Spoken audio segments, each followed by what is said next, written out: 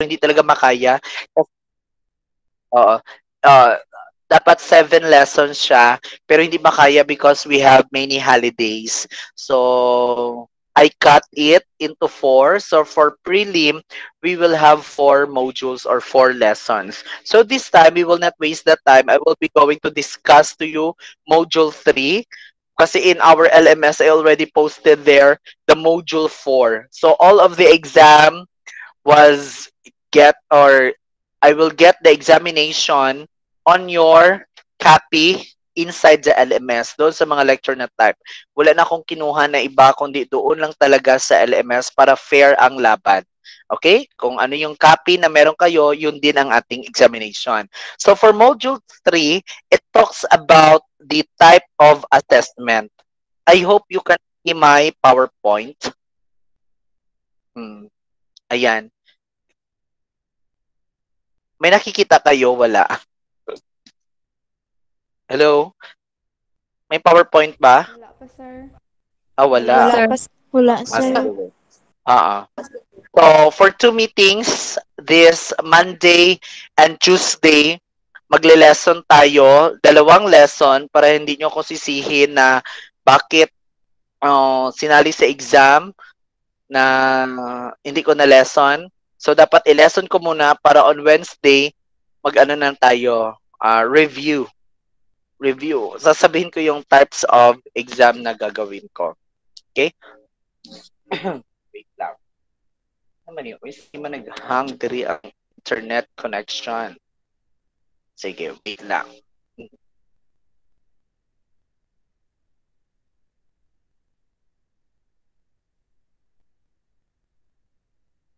So, I hope you can now see my PowerPoint. Wait lang.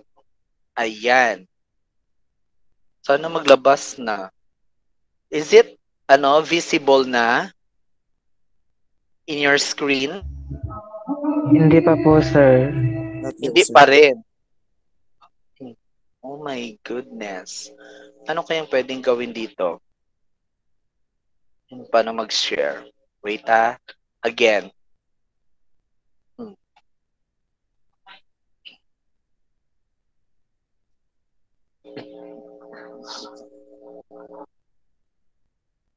Timing ra pod kasi marami ding mga nag-enter pa sa klase.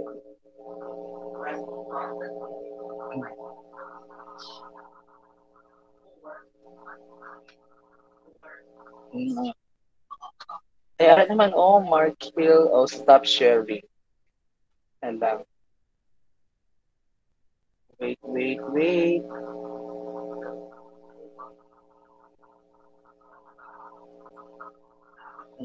Ayan. How about that? Can you see my PowerPoint? Wala po, sir. Wala pa din? Yes po, wala po talaga, sir. Sige, hintayin lang natin ha. Baka mamaya lalabas na. Sana maglabas na.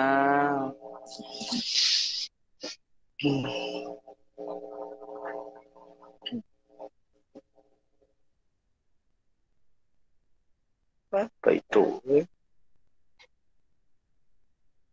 Naka-screen share naman.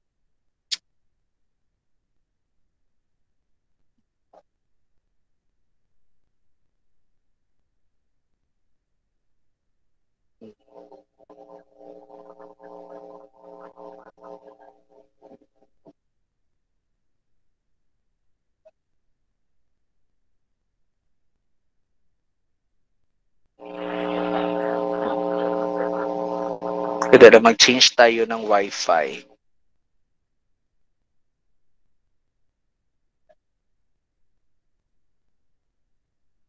Wala man pala.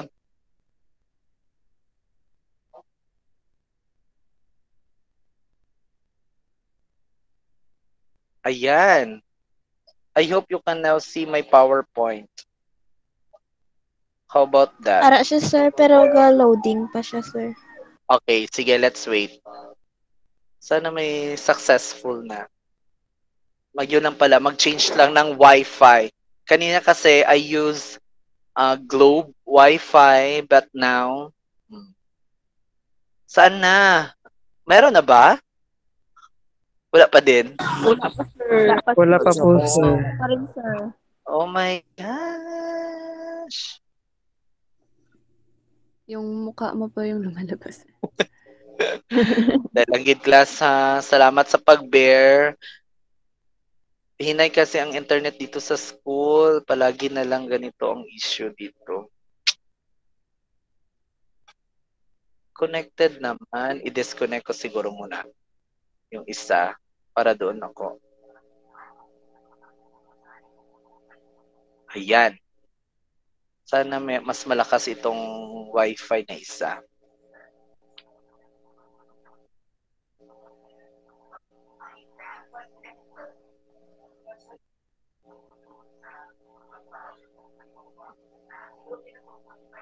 Ayan. How about that?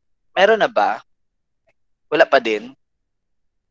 Wala pa po, sir. Picture Wala lang po, makita, sir. sir. Naman. Ala na. Wait na. Ari na get. Share.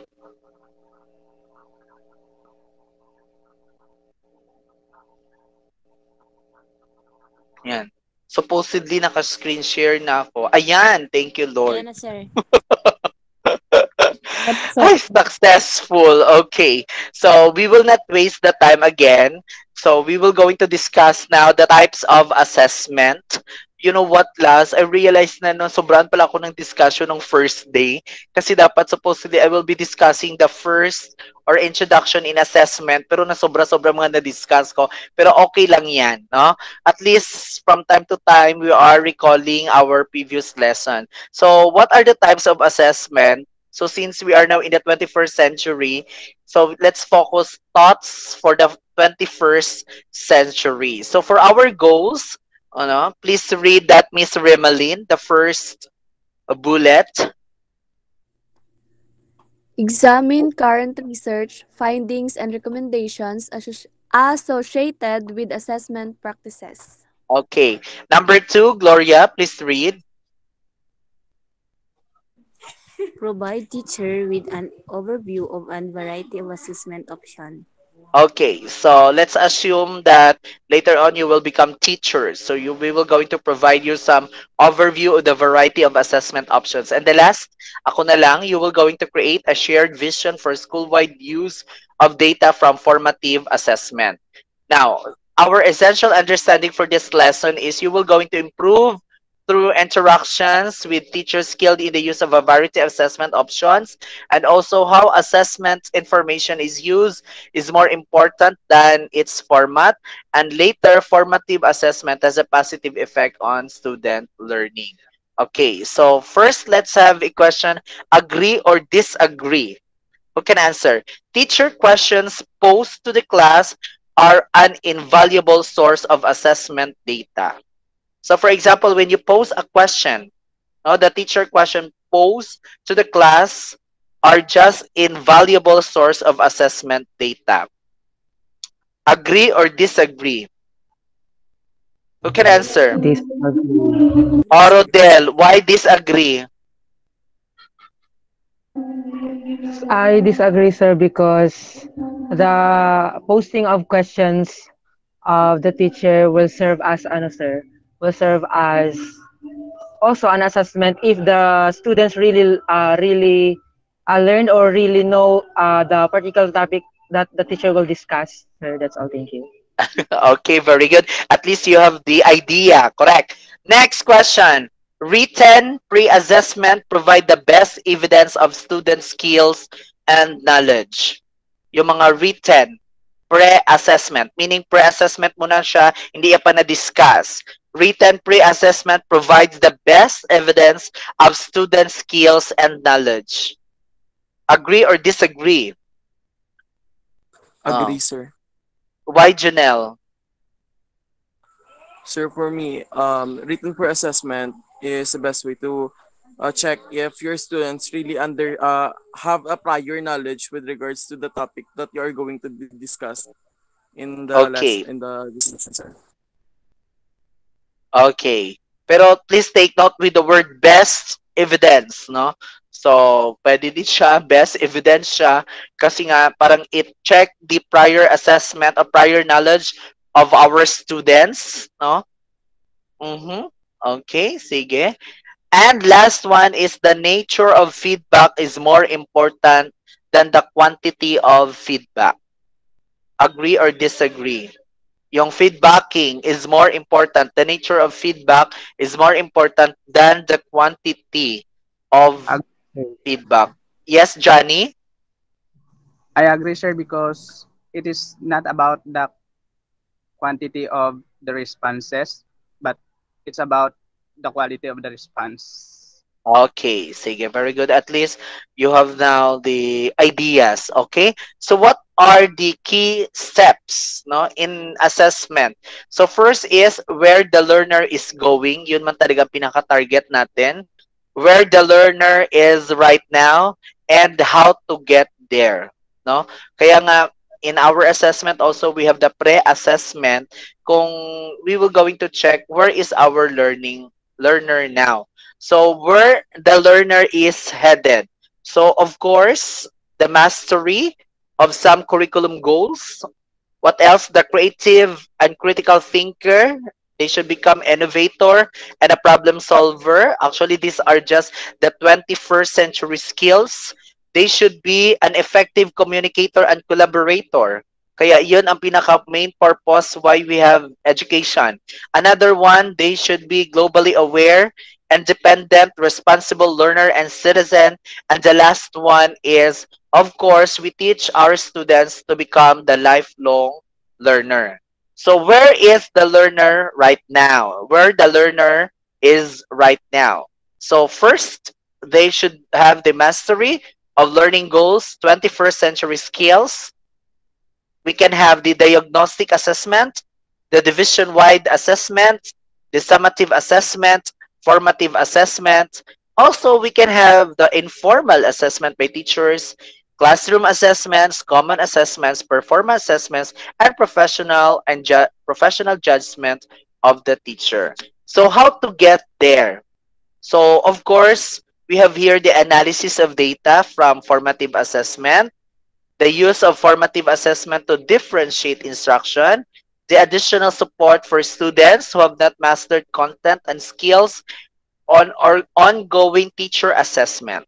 Also, we have support from peers through collaborative work, peer review of work, timely and appropriate feedback, the variety of instructional materials and approaches, and the student understanding of learning goals and how to get there. So we have here actually, if we will going to categorize our assessment, we have only three, no? The summative assessment, the formative, and the diagnostic. So in the first day of classes, actually we discussed it already. But here, we will go deeper kasi nga ang topic natin is all about the types of assessment. So let's start with summative. When we say summative, it refers to assessment of learning. Please take note with that. Kasi meron din tayong assessment for learning or assessment yung ganon. So first is when we say summative, it is assessment of learning, no? We will going to assess their learning. So the document student learning at the end of an instructional unit, kaya nga tinawag natin na summative. It's the summary of our lesson, no? Provides grades for accountability purposes, also has a weak fleeting effect on learning. So for example, when you are teaching in public, tinatawag namin ang summative assessment as periodical exams. Yung periodical exam, yun lang ang gina-record namin, no? Halimbawa, sa first grading ka, isa ka lang dapat mag-periodical exam or the summative assessment. Yun ang pinaka-exam ng bata. Kaya ang bata, grabing study. Sa inyo naman, in college, we can consider the prelim exam as our summative. Tama, no? Tama ba ako, Mr. Johnny? Rodel? Dito sa college, kasi meron tayong exam na midterm and finals. Meaning, it's the summary of our lesson. Tinitest natin kung natutunan nyo talaga in whole summary or summary of our lesson. Okay? So, naintindihan ako, Rodel. Can you still hear me? Yes po, sir. Okay, so meaning it is our assessment of learning. So summative and formative assessment.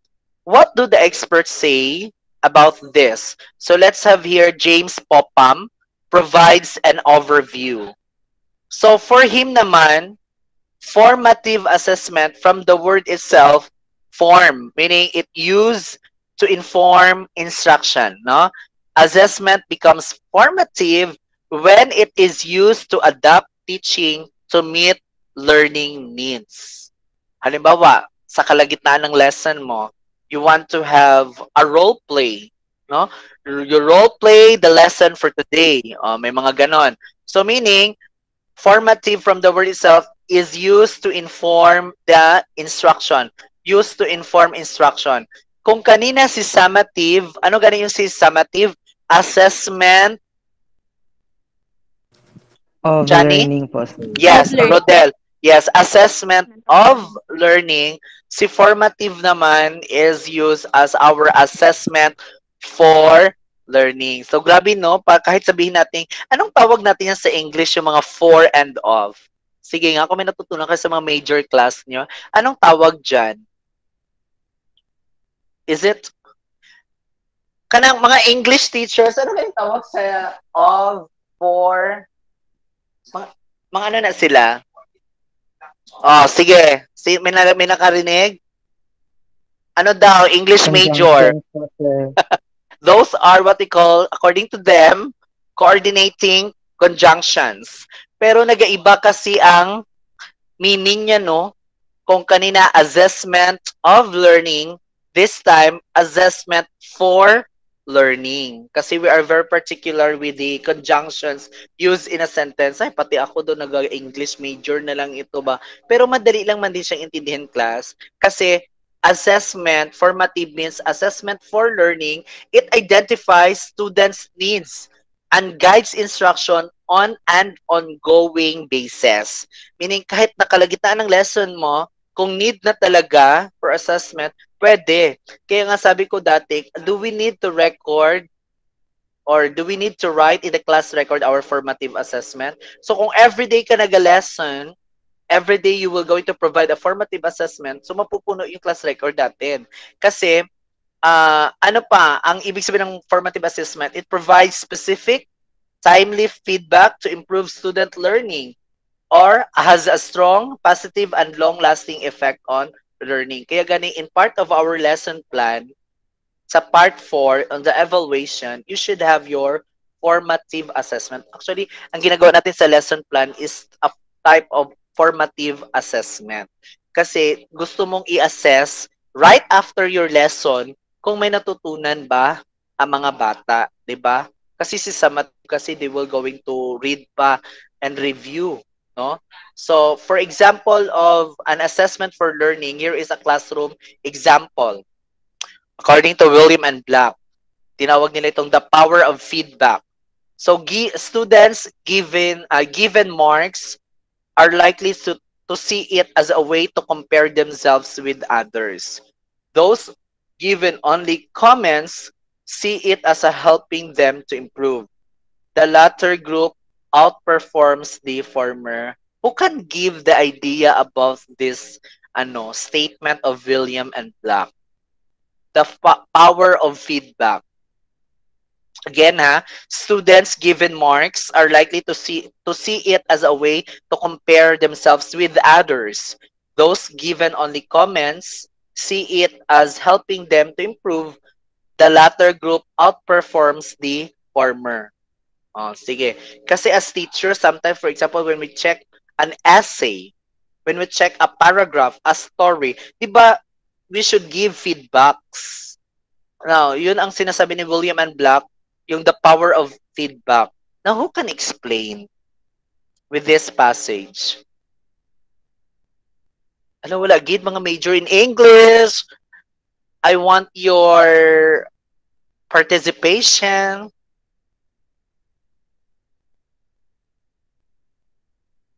Hello, are you still there? Yes, sir. Okay, Rodel.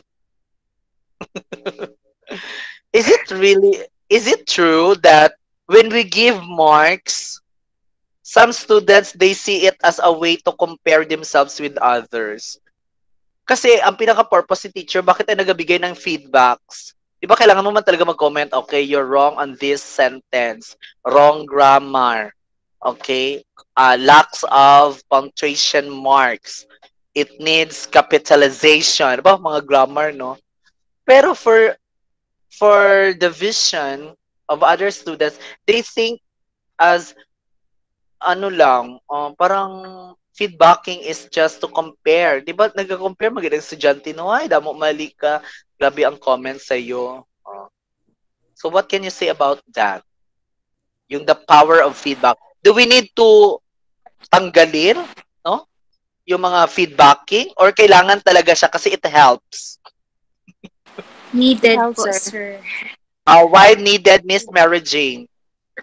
Yes, because when the teacher give the feedback, sir, at least halimbawa po you give feedback sa akon nga ginpasa nga task, it helped me to improve po kung ano ang dapat ko i-improve doon, sir, and it motivate me na ganito pala dapat next time mas gawin ko pa yung best ko, parang ganun, sir. Okay, yes. Oo. Pero I think you've experienced also comparing your output with others. Ay, damo ka comment, no? Ako gamay lang. Kaya yung iba, nahihiya, no? Ginakumot, yung ayaw naman na-discourage na sila. Did you experience that also? Yung grabe ang Yes po. comment sa'yo, pero sa kanya wala man, no? Yes Oh. po. What can you say that, Remaline? Do we still to continue that type of that or that routine of that feedbacking for teachers? Do you see it as helpful or tama nga parang it drive for the students to compare to other students? What is your stand? For me, sir, nang okay siya, sir, na magkaroon sang feedback ang mga teacher to ano, sir, to for motivation, sir, and also maka-boost sang confidence sang isa ka tao, sir. And then, it's like ano, sir, nang teachers help students, sir, to understand and develop their skills, sir. Okay. Minsan kasi, sir, 'pag tawag niyan, minsan kasi, sir, 'pag hindi naga-feedback ang teacher sa student nga ginapasa or mga activities, daw bali ginabalewala na lang sa student, "Ay, okay lang ni biskan amo lang sini kanubo nga akon nga no wala man feedback si sir," like amo na, sir. So importante gid ang feedback, sir, para mabalaan nila kung diin sila nagkulang kag kung ano ang mga mali nila, sir. Okay, very good. Thank you for your participation, Remaline. You know what, last, to be honest, no, when I was new in the field, like for yung first year of teaching ko lang, kasi after graduation, kasi nag-teach kagad ako in the private school. Parang ang galing-galing ko talaga mag-give ng feedback, no? Parang nag-enjoy ako kasi yung parang I salute the teachers who are always giving the feedback kasi meaning binabasa niya. Pero now, ng patagal na, especially when I was in DepEd na I'm handling, halimbawa, 4 na section, 50 students each section. Oh my gosh. Karami-rami kang bigyan ng feedback. Imagine, no? Kaya dati when I was in college, I am talagang amazed with the professor. For example, nagawa niya pang magbigay ng feedback doon sa mga output namin. Talagang amazing. Amazing. Kasi nga, pila lang pala kami, 15, at 10 lang kami na students. But when you are in the field na, may mapas mo ang kamot mo, sige, check. Checkan mo na lang. Wala nang feedback. As long as they submit the output, go na. Kaya magpaka-hero-hero ka pa na, ma-stroke si teacher. Amutan lang gid ba yung ng estudyante, og 20-20, og 50-50 si teacher kung ma-stroke. No? Kaya sometimes sabi ko, actually hindi siya magandang idea, pero in the field, kung nandun ka na talaga, talagang ma-experience naman ganun. Oo. Sometimes gani, parang hindi ko na masi ang sarili ko. Hala, nakaya ko pala yung mga ganun.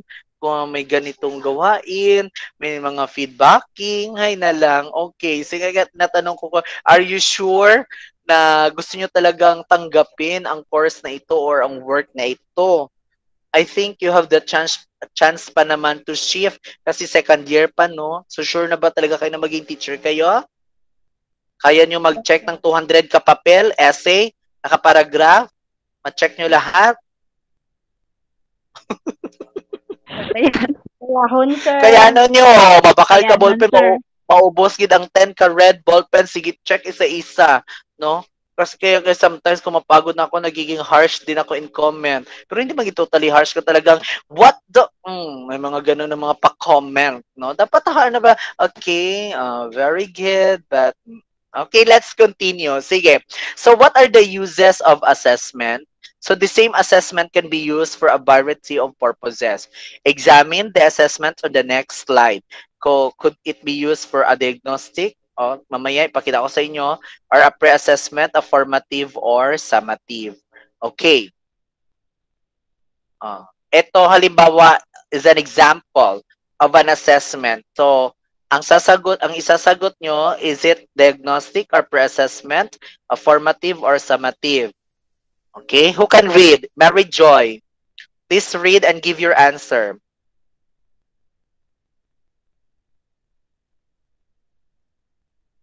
Hello, Mary Joy? Anong type kaya ito ng assessment class? Who can answer? I think klaro naman yung PowerPoint.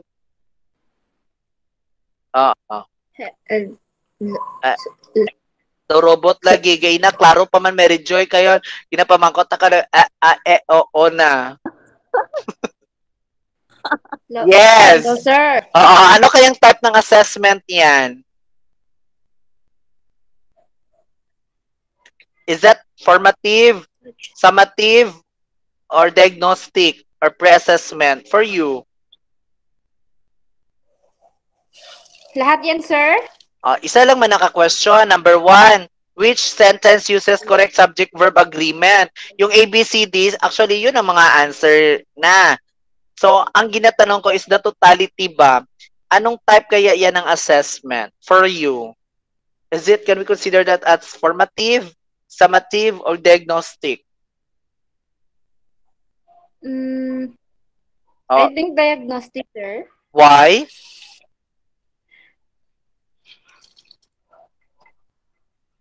Why, Mary Jo? Hello? Nag-leave Yes, na sir. siya. Bakit Wala. bakit mo nasabi? Bakit mo nasabing diagnostic type of assessment? Diagnostic. Bakit kaya? Wait lang, sir. Wala, hasta anong oras kami mag-wait? Time na.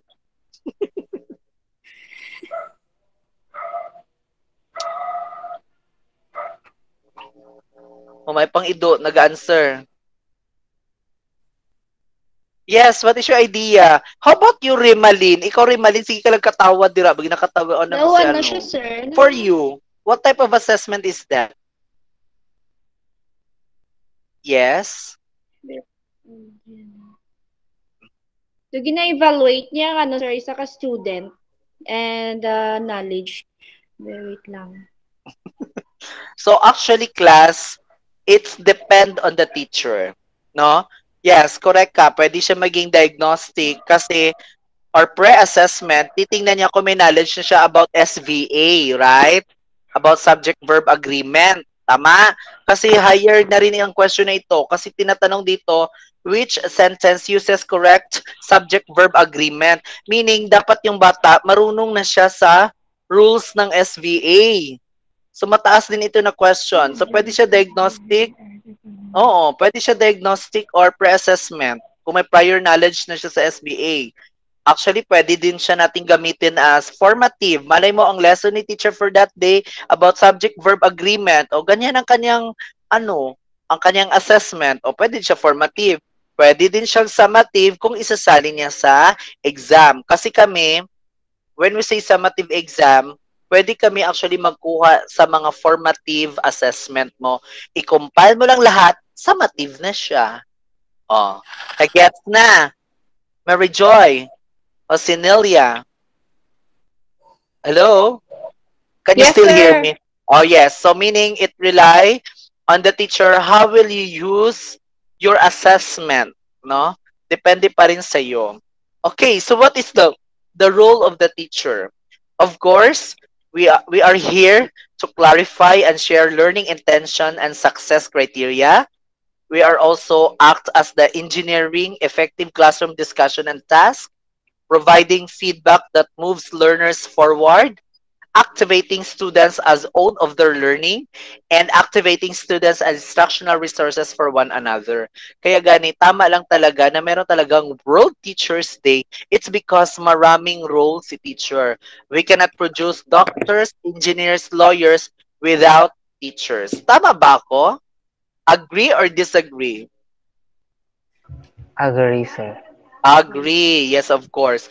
Kaya talagang noble job pa rin yung pagiging teacher. Kahit sabihin nating actually doon sa salary scale na pinalabas ng Philippines, si teacher ay nasa poor middle na criteria. Kasi a teacher 1 is only receiving 22K. Ang senator pala, grabe ang ginadawat nga sweldo, no? 98K to 100K per month. Grabe, tapos nag-session. Even the politician, a mayor for example, salary grade, ang taas-taas ng mayor, ang sweldo niya nasa 100 ba yun? Or nasa, kaya palagay na natin pinakamababa, 85,000 monthly. Or even the ano na lang, city councilor. Imagine mo ha, ang city councilor nag-meeting lang sila, nag-session sila once a week or even mga once a month. Tapos ang monthly salary nila 85,000. Whereas si teacher adlaw-adlaw gayaw-yaw sa tubangan sang blackboard. No, every day ga duty 8 hours. Pero ang sweldo kakarampot, no? Kaya kayo, pwede pa kayo magpolitisyan, no? Eskwela ka mo subong, dalagan ka mo kagawad sa inyong nga barangay, tapos ma city councilor mayo, magmanggaranon gid no? Kasi kung mostly kung magiging teacher ka, wala mang pera sa pagiging teaching. Passion lang man tayo talaga dito. So kung gusto mo talaga mag-milyonaryo o mayaman, sabi nila hindi ka daw mag-teacher. O, agree, disagree. Disagreed. Mali. Kaya gani, si teacher, grabe pa rin kamo, ti teacher, masunod sa classroom, bit-bit, ice box, dala sideline, mamaligyag ice candy, not only ice candy, mamaligyag pag Avon, personal collection, kasi nga, kulang ang sahod. Tapos kung may mga anak pa, Wala budget. wala budget kasi ikaw, maghambal ang principal nga pa na may classroom, ikaw pa mabakal mga Manila paper mo, mga decoration mo, gasto. Papintura ka sa room, dalagan 15,000. Actually ganyan kami maggastos, no?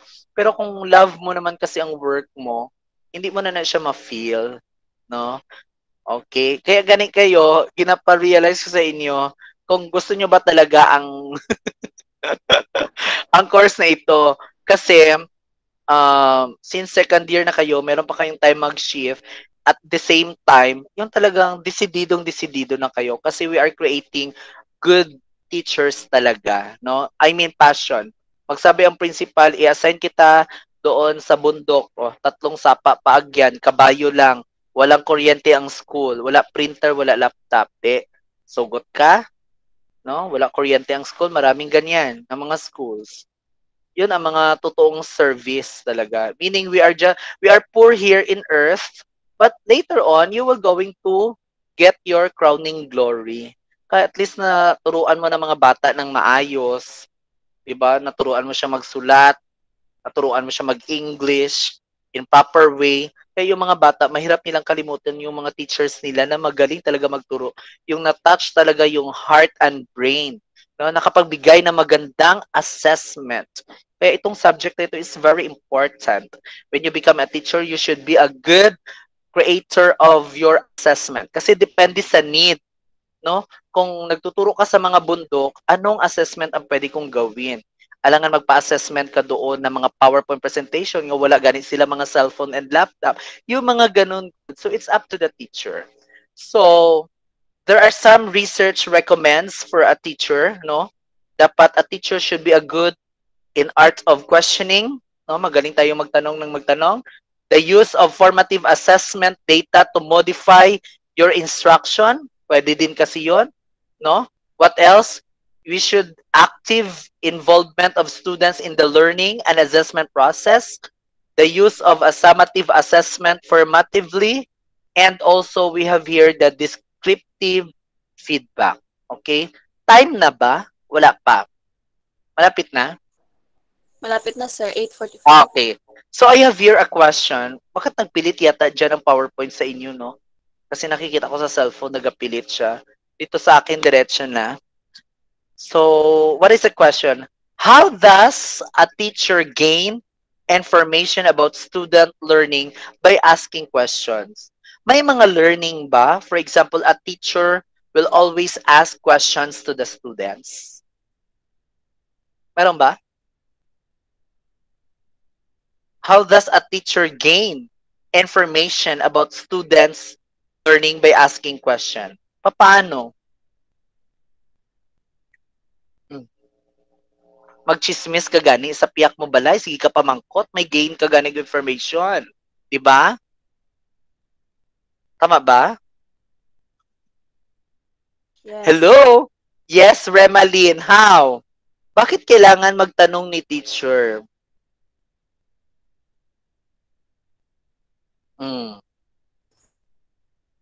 Hello, Remaline?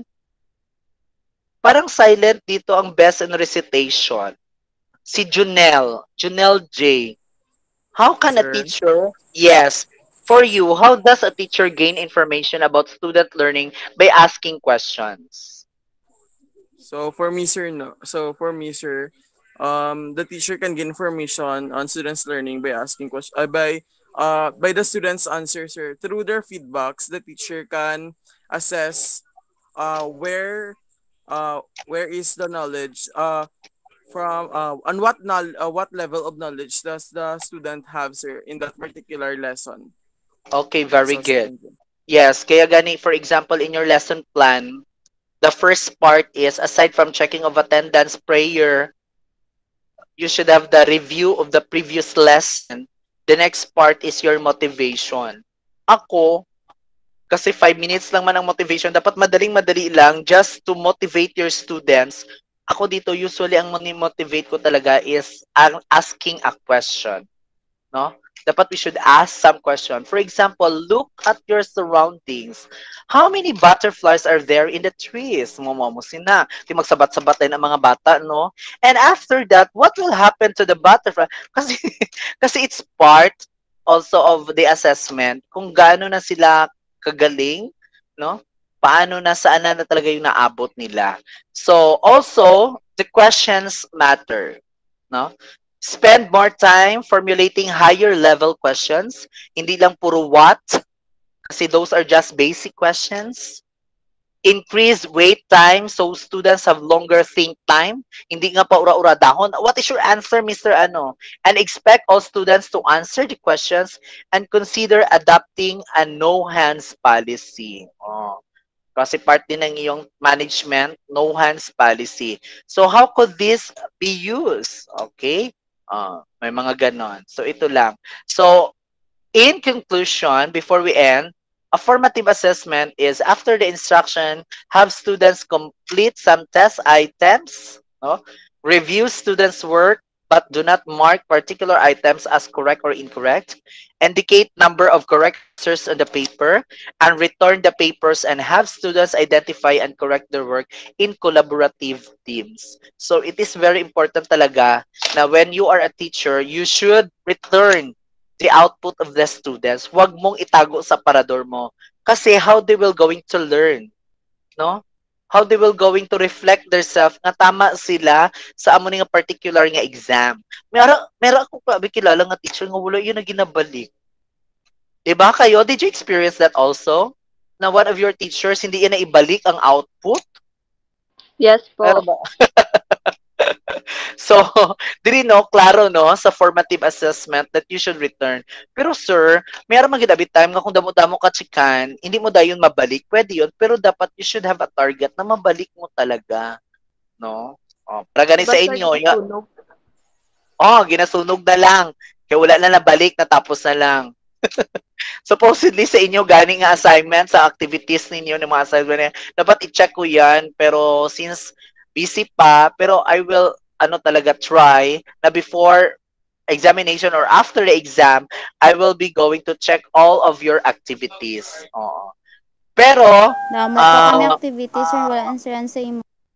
sige, kaya gani dapat i-open ko pala yung module 3 and 4, i-extend ko yun. Kasi part pa yun ng lesson natin. Sige, i-change ko ang time mamaya. Sana hindi ko makalimutan. No, hindi ako mapagod. Ma-open ko pa. Okay? So, thank you so much for your attendance. Please turn on your camera for our pictorials. Kasi it's already time. Ayan, sino yung mag-screenshot? Ako, sir. Okay, tapos na Sandy, wala pa. Wait lang, sir. Sir, open sa D, please. Ano? Sir, pwede po ang number 2 na module i-open din po. Kasi nung last kasi sir, nag-try ko answer, wala pa ko sa submission. Ano, kaya natapos ko na sir, pasa na lang din kulang. Dalawa kami Oo, sir, kasi dapat ang module 1 week lang. Kasi as I said, 1 week is enough. wala submission. Wala submission. Din nga part dito. Din nga part. Sa module Sir, ngara, sir, the class, sa main task, 2 module 2, sir. Main task ng module 2. Okay, sige, i-review ko lang. Okay, tapos na? Pati sa 1, sir. Pati sa 1, wala din submission sa 1? Yes, sir. Okay, sige. Open na ng lahat, sir. Oh, grabe. Mga tinikal, gid ka mo ba? Mga artista, gid ka mo nga pati sa 1, isali na. Ano ni? Kung pwede sir. Okay, tapos na. Tapos na, naka-picture na, Sandy? Tapos na, sir. Okay, sige. Okay, thank you everyone for your attendance. Sandy, isend sa GC ha, including instructor's name, the time, and the subject. Okay, bye-bye. Bye, sir. Bye, sir. Thank you, sir. Bye, sir. Bye, Thank sir. you po. Bye, sir. Good night, sir.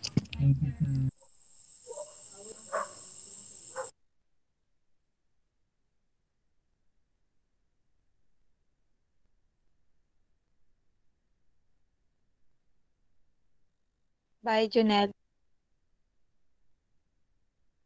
Bye, Pami.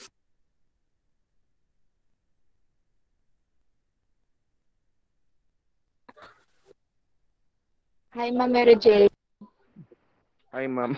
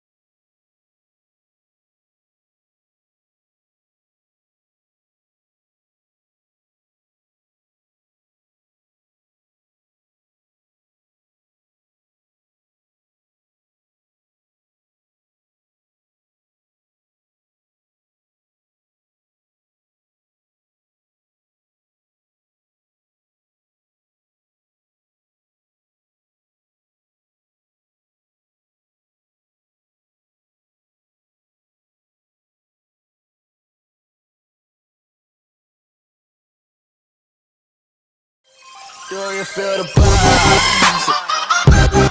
vibes?